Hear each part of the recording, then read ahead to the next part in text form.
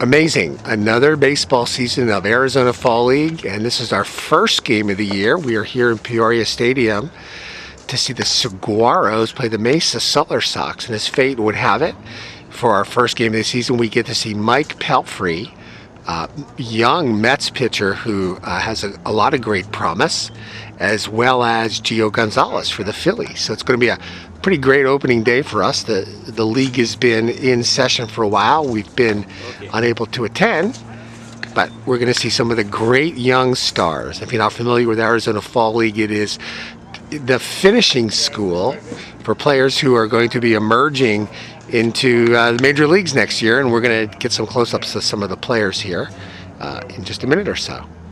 Of course, being a Phillies fan, there's Jason Jaramillo, a young catcher who I think is the heir apparent to Mike Lieberthal.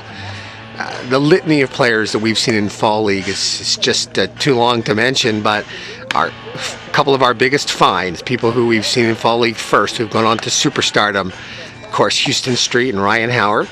Last year we saw Scott Matheson. We've seen just a huge, exciting list of young players in front of kind of a finishing school crowd, as we said, a few hundred people. It's still one of the great secrets in baseball, and we're lucky enough to know about it. All right, here's our featured player of the game, Gio Gonzalez, Phillies left-handed pitcher who we saw in the Futures game. He came over to the Phillies from the White Sox in the trade for Jim Thome. Pitched in Reading, had more strikeouts than innings pitched. Will he be next to Cole Hamels in the starting rotation next year? I'm betting yes. A little bit wild, needs to work on his control, and we'll have some shots of him pitching today.